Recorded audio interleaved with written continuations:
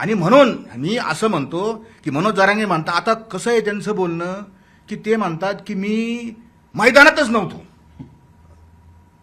मैदान सोडून पळालेले मनोज जरांगे आणि कालच्या याच्यात सांगतात मी लोकसभेत पाडापाडी करा म्हणलो, मी लोकसभेत होतो असं म्हणतात ते.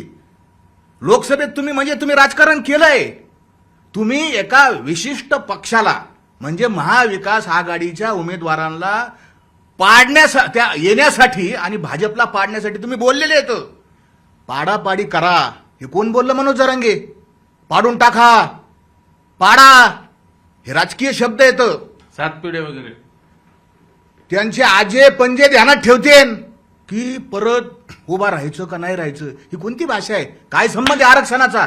ज्या मुद्द्यासाठी आंदोलन सुरू झाले, गरजवंत मराठ्यांचा लढा, हा पाडापाडीसाठी नाहीये.